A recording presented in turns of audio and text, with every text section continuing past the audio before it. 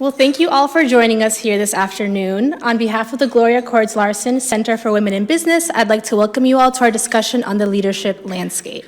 My name is Eleni Kobe, pronouns are she, her, and I'm a program manager here at the CWB. I'm also a Bentley alum, class of 2019, and on track to soon becoming a double Falcon. Additionally, when I was a student here, I was an intern at the CWB, so it really is special for me to be here with you all during Falcon Weekend. A lot of different faces over the years, the center has changed, and we're excited to share that with you all today. For those of you that don't know, the CWB has been in the field for over 10 years of work related to advocacy for women and promoting gender equity, diversity, and inclusion. During today's program, you will hear about our journey of the center, how we've expanded our mission, just as the leadership landscape has changed over the last decade.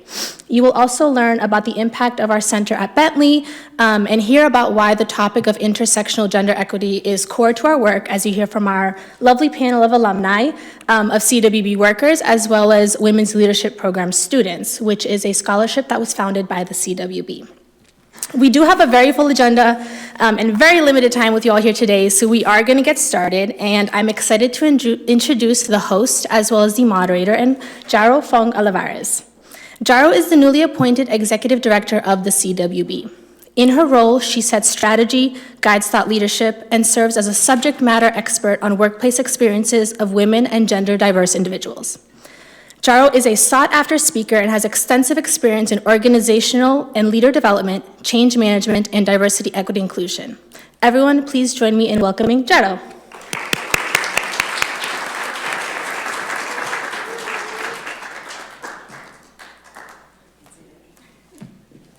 Okay. Hi, everyone. How's it going? So we had about 120 people signed up for this event. So that's why you might see extra chairs and some folks maybe trickling in. But also, if you want to be closer to us and to me, feel free to come to the front. We won't bite you unless you ask, or maybe we'll, too soon for jokes. Where is the, I misplaced the advancer. Is it over there? It's possible that I lost it. I don't know. Anyways, I'll start talking about myself. That was the first slide, is the intro slide. So I'll just share what I am, an organizational development consultant by trade. My passion is change management, leadership development, and team development. I came to this work in a very interesting way. I worked for about 10 years in the nonprofit industry. I thought I wanted to change the world. And then I got burned out, jaded, and went on a soul-searching journey and became a personal trainer, right? So very different, right? I went to Barnard College, very prestigious university. Needless to say, my mother was not very happy with my decision to become a personal trainer. In fact, she would tell people that I was a teacher. But through that work, I started doing personal training with women who were very high-powered. This is New York City.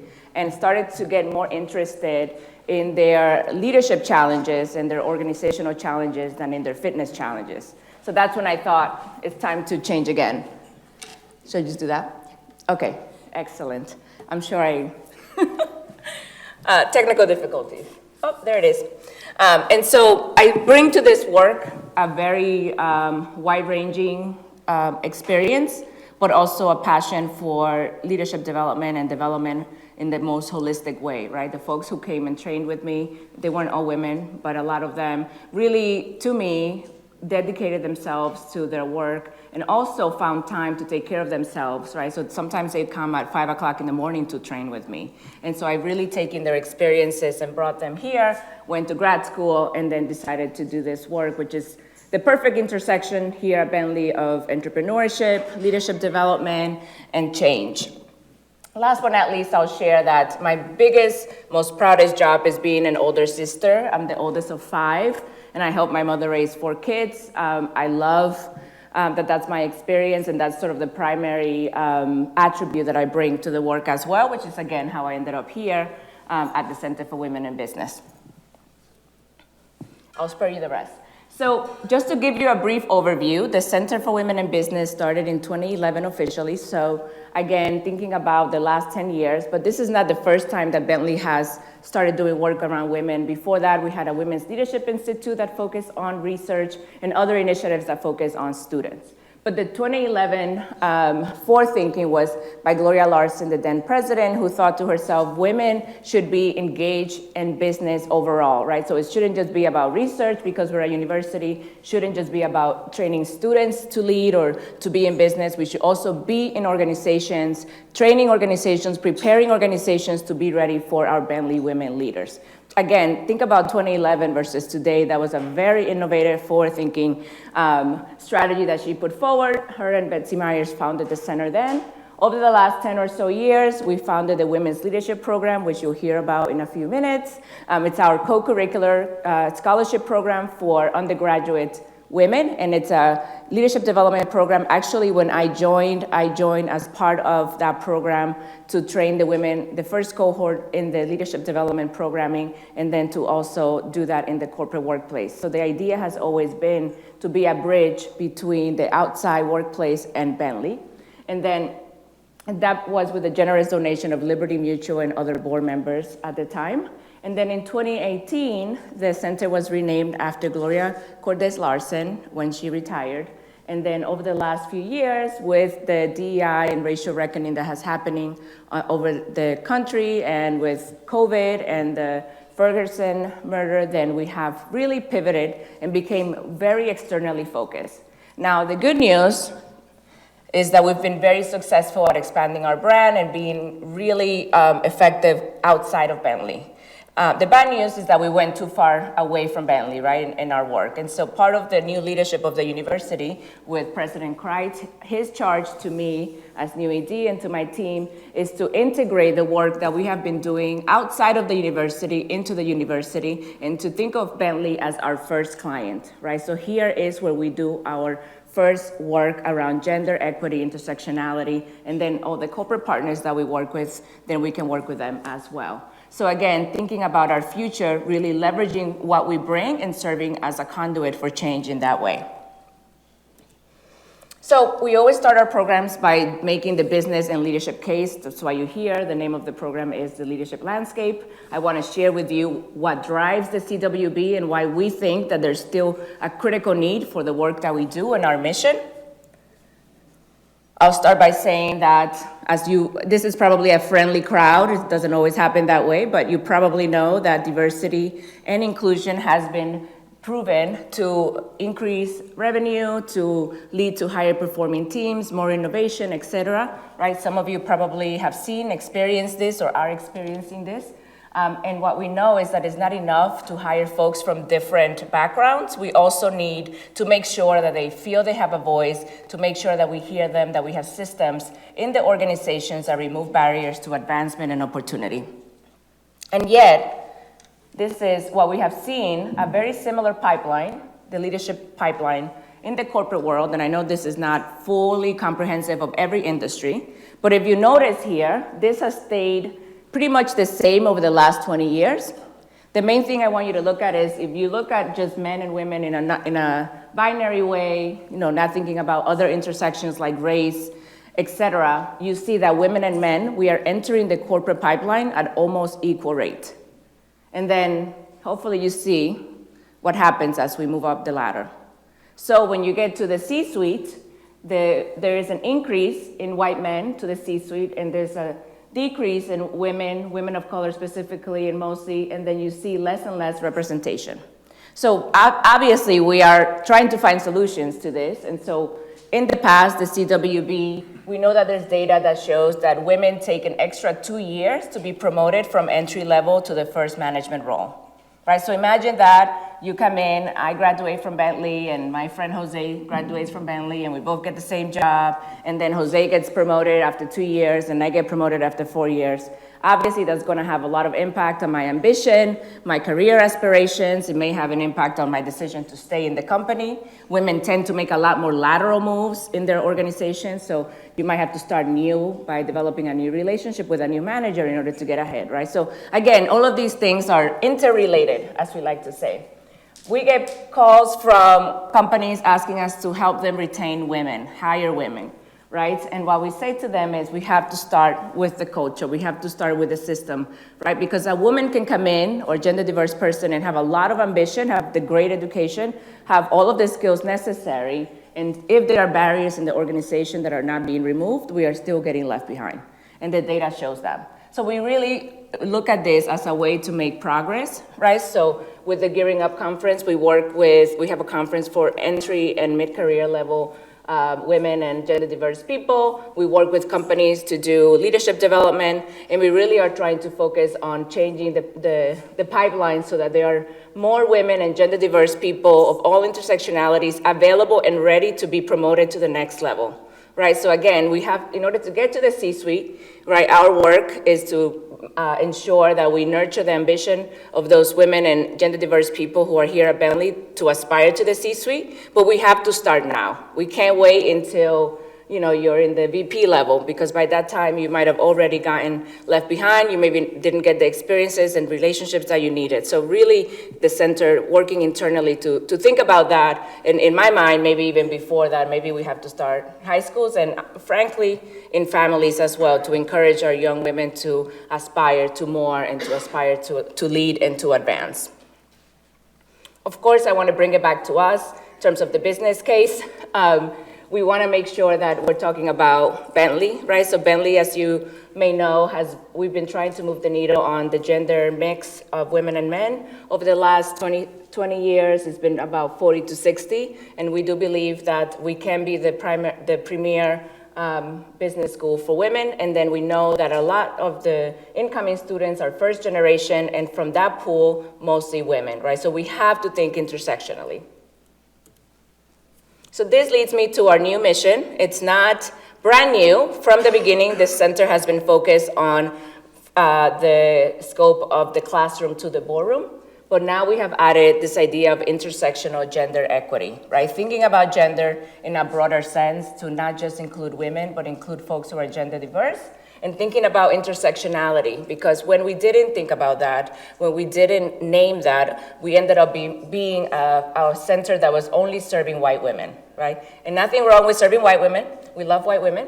And we know that our community of women is more diverse than that, right? Women with disabilities, women who have different ethnic backgrounds, and we want to make sure that we have a space for them and that they have a space in the corporate workplace. And our vision is a Bentley community of students, alumni, and external partners like you, where intersectionally trained leaders of all genders feel affirmed for who they are and experience equity and accessibility at Bentley and in life, right? So the in life is really critical for us, even thinking about how we engage folks after they graduate, thinking about how we engage families to really think about the future of women in business, in the corporate workplace. I'll briefly share our 5 goals for the next 5 years. And, I know they are lofty. I don't presume to say we're going to get this done in 5 years, but we are going to try to make a lot of headway towards this. We want a safe and affirming campus for all genders. We want to make sure that Bentley is the #1 school for women, business school for women. For women, we want to make sure that all of our graduates of all genders, including men, have the competencies of allyship and intersectionality, right? This is not a woman problem that we are tackling. This is a everyone problem. We all need to participate. We are all part of the solution, and we all need to serve as allies across differences, not just gender, but others. We want to make sure that we continue to be the go-to professional development partner. We've had great success with that, and I think we can do more. And then last but not least, we are thinking about how we amplify the work of our faculty. For the first time, we have a faculty research director, Laura Young, who is fabulous. And so we're thinking about how we integrate within the deeper community and the fabric and the climate. This is just the way we do our work, our 4 key impact areas. Dominique, do I still have time? Good, okay. Wrap it up? Okay. I warned her that I don't believe in time. Safe campus, again, working with the partnerships on campus, scholarship, intersectional leadership development from the classroom to the boardroom. This is sort of my passion and I think what I can bring to the CWB, and then of course, corporate education.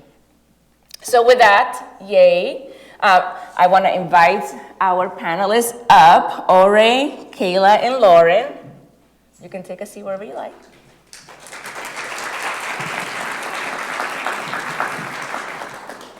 So before we begin, I want to say thank you for being here. Part of my original intro before I realized I didn't have a clicker was to say thank you, and I think I forgot to do that. So I want to just name all the folks who make this possible and who have supported the CWB team, including our ambassadors. So I'm just going to run a bunch of names because I want to name them in the space.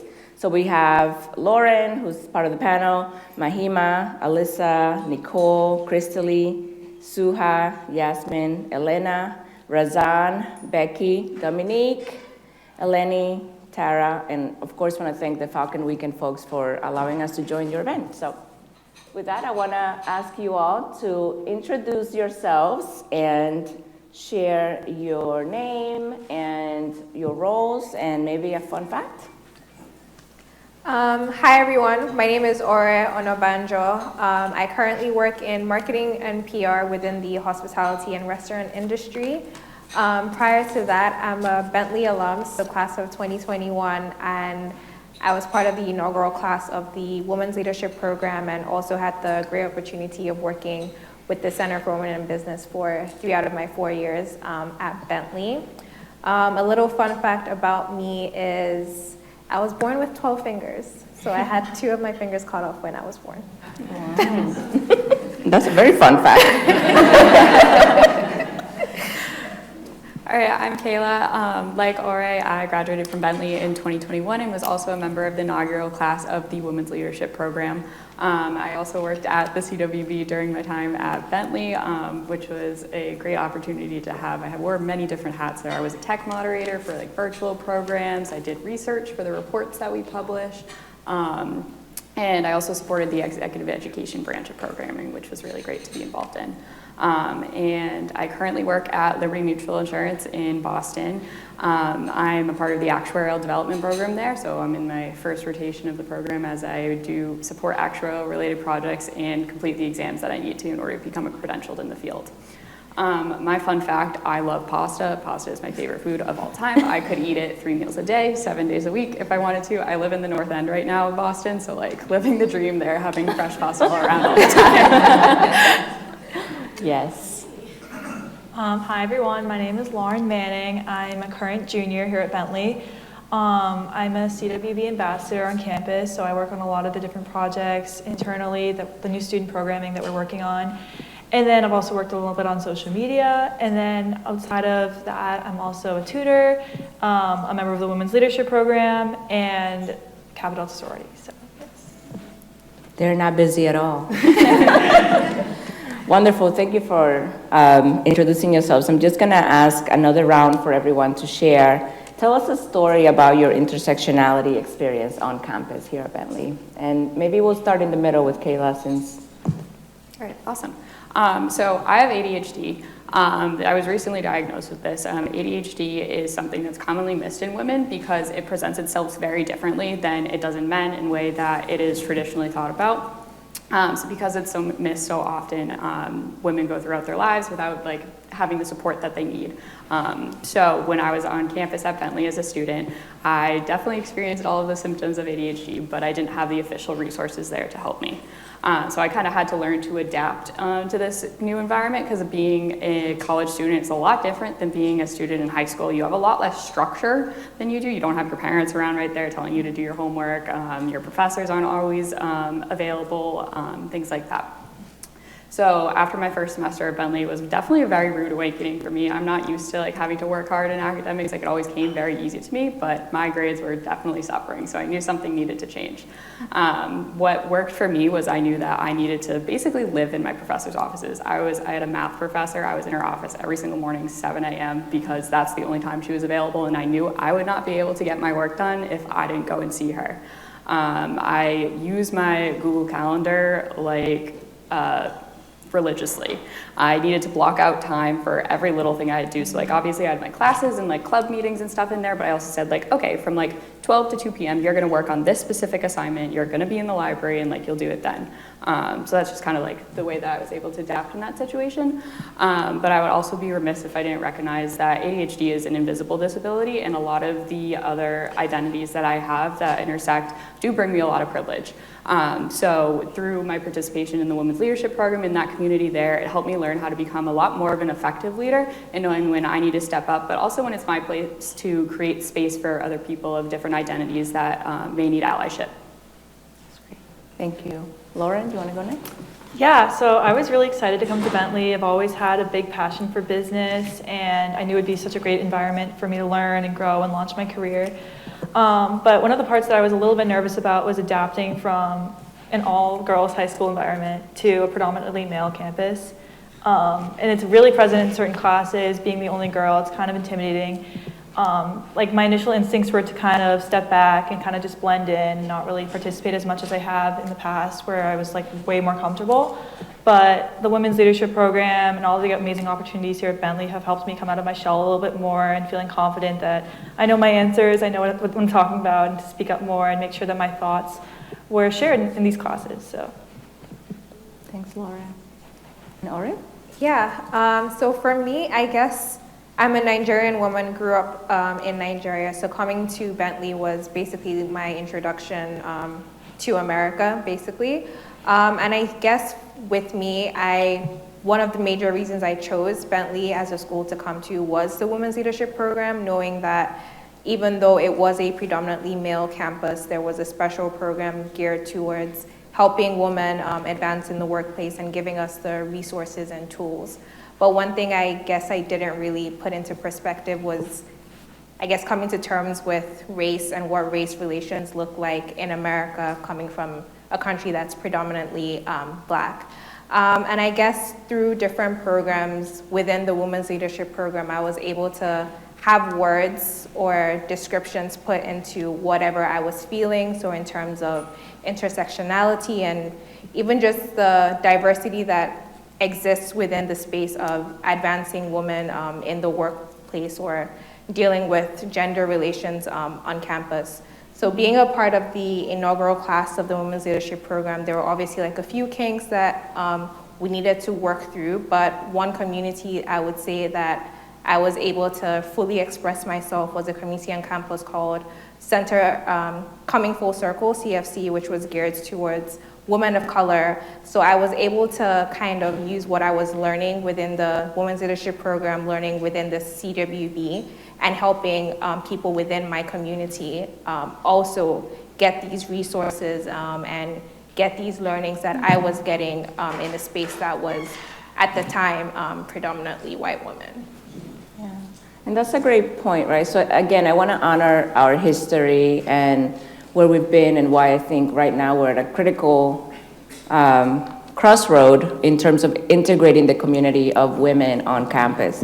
Because in the past we've had, and we continue to have very important spaces for women to gather of different identities and different intersectionalities. And what we know is when we get to the workplace, all of us are kind of in the same women bucket, right? How can we create more solidarity, and how can we make sure that the work that the CWB does is reflective of all of the experiences of all the different women on campus, whether coming full circle, women of color, as well as those that are who have disabilities, who need extra support on campus, right? Not that we're going to provide those services, but that we want to ensure that all women have the resources that they need to thrive and succeed. So I'm seeing, does that mean that we're wrapping up? Yeah, you can do one more question. Okay, thank you. So why don't we do, actually, the second question, any observations of how students experience life here on campus? So maybe, Lauren, want to start with you? Yeah, so I found that students really tend to thrive and head towards organizations and clubs that really align with their values and their background. I think it's really great that when we find somewhere where we're comfortable and welcomed, you can really meet people like you and feel like good. But one thing that I really love is when we support other organizations and go and learn more about different people that are different from you. And that's when we really feel that community aspect when we're all coming together, even from our different clubs and from our different backgrounds. And so one of the projects that I've been working on at the CWB is making sure that more clubs are more inclusive. So starting off with my own sorority, we met and we're working on a DEI action plan with the CWB, more like networking and confidence workshops and programming, and also just making sure that more people feel welcome towards like the Greek life community, which may not be as welcoming to some other people. So it's really exciting, and I want to make sure like everyone feel welcomed in different areas and that everyone wants to come together. Thank you. Aura, you want to answer that as well? Yeah, pretty similar to what Lauren was saying. I guess it's natural to gear towards where you feel most welcome or where you feel more alike. But a unique thing that I've seen at Bentley is the coming together of different organizations or different people just trying out to be. For instance, I was a part of Coming Full Circle. I was also a part of the African Student Association. But even with that, I wouldn't say we were all just Africans. So we're different, like Caribbean students, Asian students who would join different parts of our programs or even be active participants in planning these different programs. So that was one unique thing that I would say that I enjoyed being at Bentley was it wasn't just the different clubs and the different cultures sticking to their own little corner. It was everybody coming together to kind of support one another, and with the Black United body having different programs around like bridging the gap either between like Greek life or within our police force on campus, having those critical conversations and not ignoring the fact that these differences exist. So I really enjoyed those opportunities to kind of like intersect. Thank you. Then one more for Kayla. Tell us a little more about how you defend what you learned here at Bentley and with the CWB and specifically around allyship. Yeah, so the workshops that I got the privilege to participate in through the Women's Leadership Program and being employed by the CWB definitely made me feel empowered and have the courage to speak up for things that I believe in and really defend that piece there. It's no secret that Bentley's not a very diverse community, and neither is the fields that I currently work in. So throughout the first year of my career, I've had a pretty difficult time establishing myself as a young woman, as someone who should be taken seriously. Speaking up in meetings was always hard. I was constantly being talked over. I had a project be stolen from me once and someone else took credit for it. It was not a fun experience.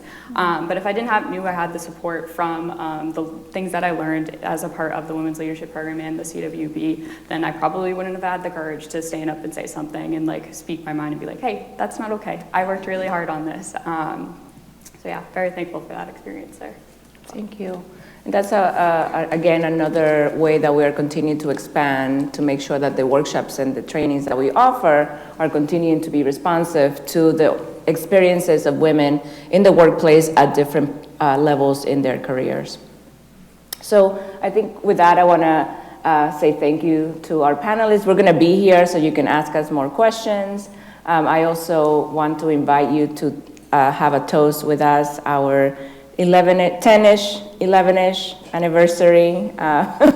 It's been COVID, so we have an excuse. But really, I'm a big fan of knowing where we have been to be able to intentionally go to where we need to go, right? We have a lot more work to do. We're not going to do it probably in my lifetime, but certainly we can do a lot to set the groundwork for the work to continue and for these amazing women to continue to thrive and to lead and to succeed here and beyond. So I think I'm going to invite you to the back to get your own glass of champagne, is it?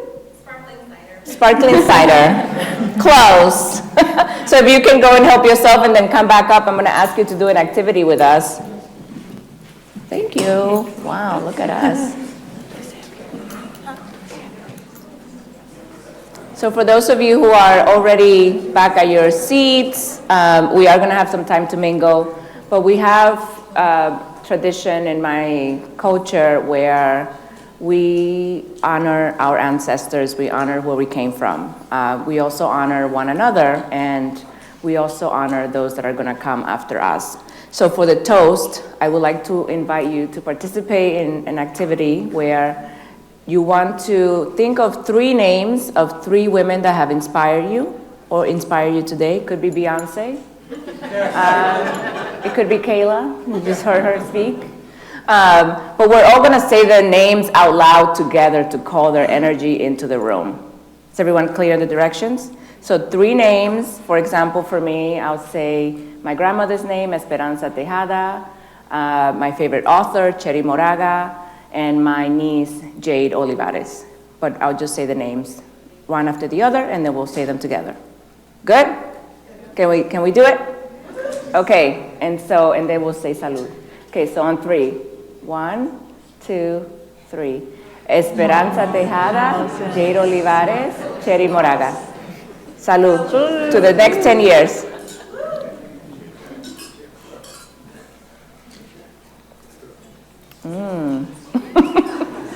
Okay, enjoy, have fun. Thank you. Thank you for coming.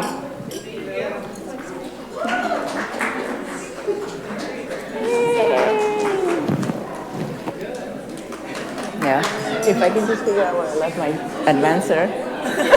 I did sing with one